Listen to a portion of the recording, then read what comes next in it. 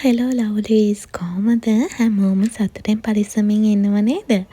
මේ හරියටම ජනවාරි 14 වෙනිදා අම්මා අපේ කසින් කෙනෙක්ගේ ෆියුනරල් එකකට ටිකක් දුර ගිහිල්ලා හිටියේ. අලියත් වැඩ මං විතරයි ඉතින් ගෙදර තනියම හිටියේ. උදේන්ම නැගිටලා වොෂ් එකක් දාගෙන මුලින්ම කරේ උණු වතුර එක බිව් එක. ඊට පස්සේ මං මගේ කිරි එක හදාගත්තා. මට නම් උදේ කිරි එක අනිවාර්යෙන්ම ඕනේ. කිරි එක නැත්තම් නිකන් දවසම කිසි පණක් නැහැ වගේ. බ්‍රෙක්ෆාස්ට් එක ගත්තේ නැතත් කිරි එක නම් අනිවාර්යෙන් ඕනේ. කෝ බලන්න මම වගේ උදේ කිරි එක අනිවාර්යෙන් ඕන ළමයි ටික අත උස්සන්න බලන්න. ඊට පස්සේ මං හිතුවත් ඒකත් එක්ක බොන්නම උදේ කෑමත් ලෑස්ති කරගන්නවා කියලා. මට දවස් ගානකින් පොඩි ක්‍රේවින් එකක් තිබ්බා මාමයිටුයි බටරුයි ගාලා පාන් කන්න. මං ඉස්සර නම් එහෙම කනවා. ගොඩ දවසකින් අපේ ගෙදර මාමයිට් ගෙනාවේ නෑ. ඊට පස්සේ ඉතින් මං මේ ක්‍රේවින් එක නිසාම මාමයිට් එකක් ගෙනාවා. ඉතින් දැන් මේ මං මගේ බ්‍රෙක්ෆාස්ට් එක තමා රෙඩි කරගන්නේ.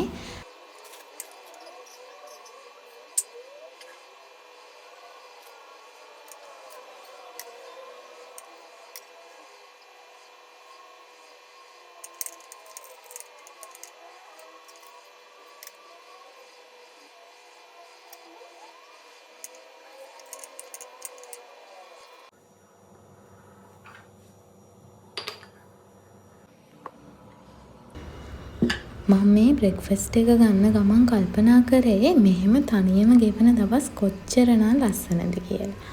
අපි ආදරය කරන අයත් එක්ක ඉන්න එක අපිට සතුටක් තමයි. ඒ වුණාට මම වැඩියෙන්ම ආස මෙහෙම තනියම ඉන්න. බ්‍රෙක්ෆාස්ට් එකත් අරගෙන මම මුලින්ම කරේ ගේ අතු ගාලා අස් කරපු එක. ගේ හැඩි වෙලා මොකුත් නැහැ. හැඩි කරන්න ඉතින් කවුරුත් නැහැනේ. කළා මං අපේ බව්වෝ දෙන්නට දෙන්න කෑම ලෑස්ති කරා. මට නම් ලොකු බඩගින්නක් තිබ්බේ නැහැ. උදේට පාන් කාපු නිසා මං ලන්ච් එකට නම් මුකුත් හැදුවේ නැහැ.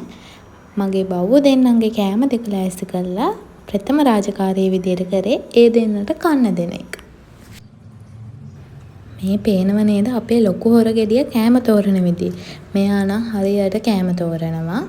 ඒ වගේම තමයි මෙයා කාලේ ඉවර වෙනකන් අපි යාළඟේ වාඩි වෙලා ඉන්න ඕන. නැත්තම් ඉතින් කෑම එක දිහා බලන්නවත් නැහැ. හරිම කපටි කොල්ලෙක් තමයි අපිට මේ ඉන්නේ. මේ දෙන්නට කන්න දීලා චුට්ටක් නිදාගත්තා. නැගිටිනකොට නම් ටිකක් හවස් වුණා. වොෂ් දාගෙන පහන තිබ්බා. හවස් වෙලා අයියාත් ආවා. එයාට මට මේ තේ දෙකක් ලෑස්ති කරගන්න ගමන් ඔයාලත් තේ හදද්දී තේ එකට වැල්ල බින්දු දෙක තුනක් දාලා බලන්නකෝ. හරිම සුවඳයි වගේම රසයි. මේ වෙනකොට නම් ටිකක් බඩගිනි දවල්ට කෑවෙත් නැහැනේ. මං හදාගත්ත රසම රස බිත්තර කිරි හොද්දක් ඒකත් එක්ක කන්න මං හැදුවා ඉඳිආප්ප.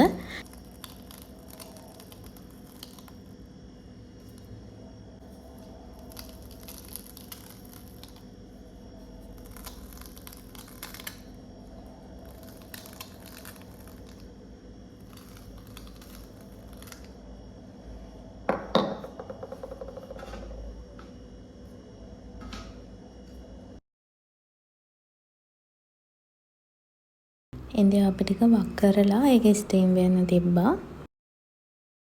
ඔන්න මේ තියෙන්නේ මං හදාගත්ත ඉඳිආප්ප ටිකයි රසම රස බිත්තර කිරි හොද්දයි. මම තව හදාගත්ත කූනිස්සු දාපු පොල් සම්බෝලකුත්. මේ ටික නම් මාර විදියට මැච් වුණා. ඉතින් මං දැන් මේ කන්න තමා හදන්නේ. මේ අනන රසම රස කට ඔයාට. රෑට කාලා කිචන් එකත් අස් කරලා මම නිදා ගන්න ගියා. මම මෙතනින් බ්ලොග් එක ඉවර කරනවා. බ්ලොග් එක ඉවර වෙනකම් බලන් හිටියේ වාට හැමදාම වගේ මං ආදරේ හොඳේ. එහෙනම් අලුත් බ්ලොග් එකක් අරන් එනකම් හැමෝම සතුටින් පරිස්සමෙන් ඉන්න ඕනේ. එහෙනම් මං යනවා. බයි බයි.